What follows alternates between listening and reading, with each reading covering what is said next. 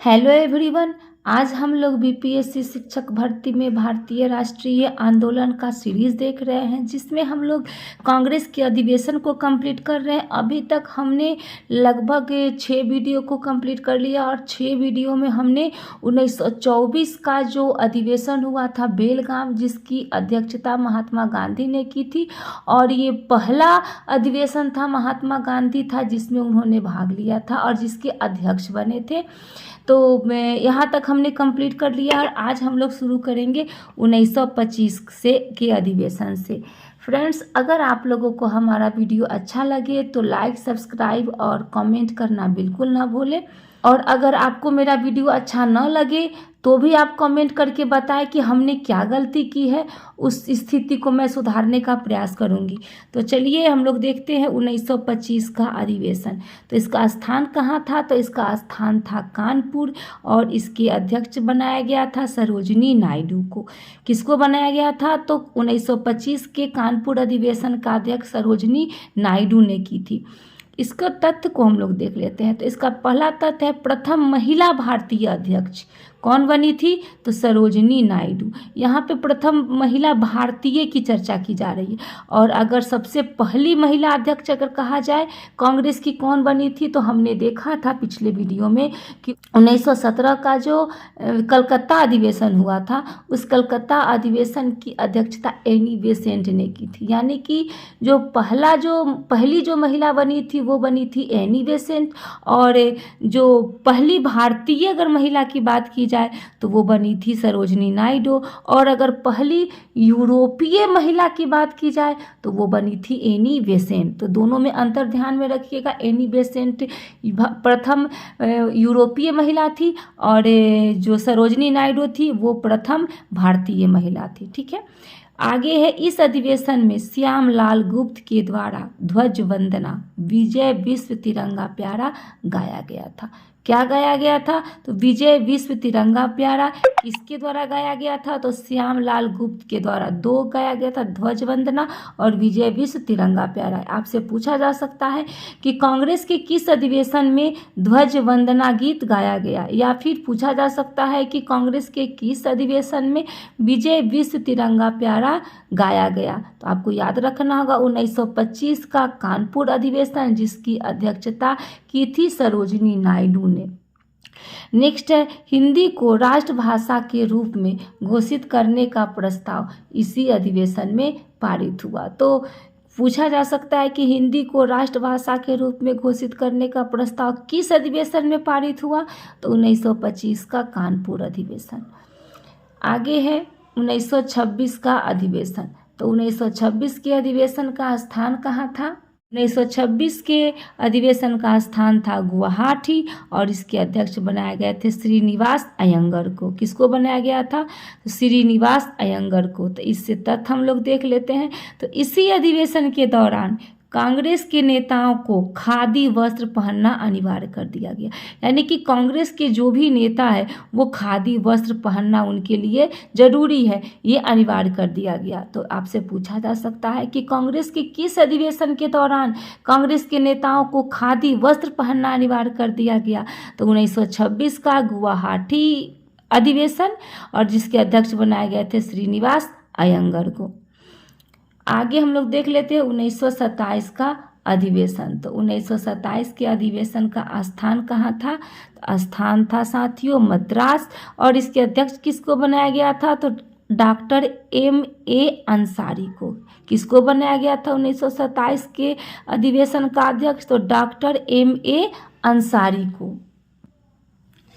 इससे संबंधित तथ्य हम लोग देख लेते हैं। तो इसका पहला जो तथ्य है, इसी अधिवेशन में साइमन कमीशन का भारत में विरोध करने का फैसला लिया गया था। तो पूछा जा सकता है कि किस अधिवेशन में साइमन कमीशन का भारत में विरोध करने का फैसला लिया गया था? तो 1927 का मद्रास अधिवेशन। और दूसरा है साइमन वापस जाओ का नारा इसी अधिवेशन में दिया गया था। तो पूछा जा सकता है कि कौन से अधिवेशन में साइमन वापस जाओ का नारा पारित कर दिया गया था। तो आपको याद रखना होगा कि 1927 का मद्रास अधिवेशन, और जिसके अध्यक्ष बनाए गए थे डॉक्टर M.A. अंसारी को। और तीसरा है कि कांग्रेस ने अपना नया लक्ष्य पूर्ण स्वाधीनता घोषित किया। तो ये भी पूछा जा सकता है कि पूर्ण स्वाधीनता जो है कांग्रेस ने कब घोषित किया, तो 1927 के मद्रास अधिवेशन में। उसके बाद हम लोग देख लेते हैं घोषित, यहाँ पे सिर्फ घोषित किया गया है, पारित नहीं किया गया है, ठीक है। अब देखिए आगे हम लोग देखते हैं 1929 का लाहौर अधिवेशन, ठीक है। तो 1929 में अधिवेशन हुआ था, स्थान कहाँ था, तो लाहौर, और इसके अध्यक्ष किसको बनाया गया था, तो जवाहरलाल नेहरू को। याद रखिएगा 1929 में लाहौर में अधिवेशन हुआ था और इसके अध्यक्ष बनाए गए थे जवाहरलाल नेहरू। ये जो 1929 का अधिवेशन है बहुत ही इम्पोर्टेंट अधिवेशन है। और इससे संबंधित तथ्य को देखते हैं तो पूर्ण स्वराज का प्रस्ताव पारित हुआ। अब देखिए इसमें जो था लाहौर अधिवेशन में पूर्ण स्वराज का प्रस्ताव पारित कर दिया गया, लेकिन हमने ऊपर देखा है कि 1927 का जो अधिवेशन हुआ था उसमें पूर्ण स्वाधीनता घोषित किया गया, ठीक है। दोनों में अंतर देखिएगा, यहाँ पे पूर्ण स्वाधीनता घोषित किया गया और इसमें जो है पूर्ण स्वराज का प्रस्ताव पारित किया गया था। और दूसरा इससे संबंधित तथ्य है कि 31 दिसंबर 1929 को रावी नदी के तट पर, अभी हमारी रावी नदी कहाँ है, पाकिस्तान में, और रावी नदी के तट पर रात्रि 12 बजे तिरंगा झंडा फहराया गया। ये क्वेश्चन पूछा जा सकता है कि तिरंगा झंडा कब फहराया गया, तो 31 पहली बार रात्रि के 12 बजे तिरंगा झंडा कब फहराया गया, तो आपको याद रखना होगा 31 दिसंबर 1929 को सबसे पहली बार तिरंगा झंडा फहराया गया। आगे है 26 जनवरी 1930 को पूर्ण स्वतंत्रता दिवस मनाया गया, यानी कि जगह जगह पर झंडा फहराया गया, रोड पे, चौक चौराहे सभी जगहों पे झंडा फहराया गया। तो कब फहराया गया, तो 26 जनवरी 1930 को पूर्ण स्वतंत्रता दिवस मनाया गया। यही आगे है चौथा, सविनय अवज्ञा आंदोलन का प्रस्ताव पारित हुआ। तो पूछा जाता है कि सविनय अवज्ञा आंदोलन का प्रस्ताव कब पारित हुआ या किस अधिवेशन में पारित हुआ, तो 1929 का लाहौर अधिवेशन, और इसके अध्यक्ष कौन बने थे, जवाहरलाल नेहरू। एकदम याद कर जाइएगा ये 1929 का अधिवेशन। अब आगे है, ध्यान में रखिएगा, ये क्वेश्चन फंसाने के लिए भी पूछा जा सकता है कि 1930 तो भारतीय इतिहास का पहला वर्ष जब कांग्रेस का अधिवेशन आयोजित नहीं हुआ। ये आपको याद रखना होगा कि भारतीय इतिहास का कौन सा ऐसा वर्ष था जिसमें कांग्रेस का अधिवेशन आयोजित नहीं हुआ, तो पहला वर्ष था 1930 जिसमें कांग्रेस का अधिवेशन नहीं हुआ था। 31 में का अधिवेशन, तो 1931 के अधिवेशन का स्थान कहाँ था साथियों, तो स्थान था कराची, और इसके अध्यक्ष बनाए गए थे सरदार वल्लभ भाई पटेल को इसके अध्यक्ष बनाया गया था। इससे संबंधित तथ्य है, तो पहला तथ्य, जवाहरलाल नेहरू ने मूल अधिकार का प्रस्ताव पेश किया। ये जो है एग्जाम में पूछा गया है, TRE 2 में क्वेश्चन पूछा गया है कि जवाहरलाल नेहरू ने निम्नलिखित में से कौन सा ऐसा व्यक्ति है जो मूल अधिकार का प्रस्ताव पेश किया था, तो जवाहरलाल नेहरू ने। अगर आपको क्वेश्चन फंसाने के लिए पूछ दे कि किस अधिवेशन में पेश किया, तो 1931 का कराची अधिवेशन। इसके अध्यक्ष कौन थे, तो सरदार वल्लभ भाई पटेल इसके अध्यक्ष थे। दूसरा नंबर है इसके तथ्य, तिरंगा झंडा फहराया गया जिसके मध्य चरखा था।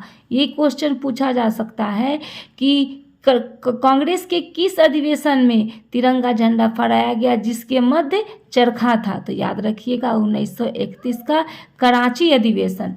और तीसरा नंबर में है गांधी इरविन समझौता को स्वीकृति मिली, यानी कि गांधी इरविन समझौता पर स्वीकृति कब दी गई, तो 1931 के कराची अधिवेशन में।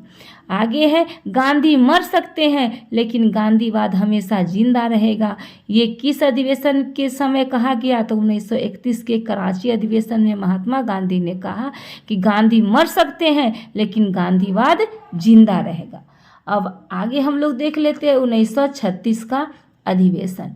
तो 1936 के अधिवेशन का स्थान कहाँ था साथियों? तो स्थान था लखनऊ और इसके अध्यक्ष बनाए गए थे जवाहरलाल नेहरू को। और इससे संबंधित तथ्य को हम लोग देख लेते हैं। तो इससे संबंधित पहला तथ्य है कि कांग्रेस का नया लक्ष्य समाजवाद घोषित हुआ। तो ये क्वेश्चन पूछा जा सकता है कि किस अधिवेशन में कांग्रेस का नया लक्ष्य समाजवाद घोषित किया गया? तो 1936 का लखनऊ अधिवेशन, जिसके अध्यक्ष बनाए गए थे सर जवाहरलाल नेहरू को। और दूसरा है CWC मतलब कांग्रेस वर्किंग कमेटी, यानी कि कांग्रेस संसदीय समिति का गठन इसी अधिवेशन में हुआ। ये क्वेश्चन पूछा जा सकता है कि कांग्रेस संसदीय समिति का गठन किस अधिवेशन में हुआ? तो 1936 का लखनऊ अधिवेशन। एक वीडियो में हमारा एक और वीडियो लगेगा और हमारा कांग्रेस का अधिवेशन जो है वो कंप्लीट हो जाएगा।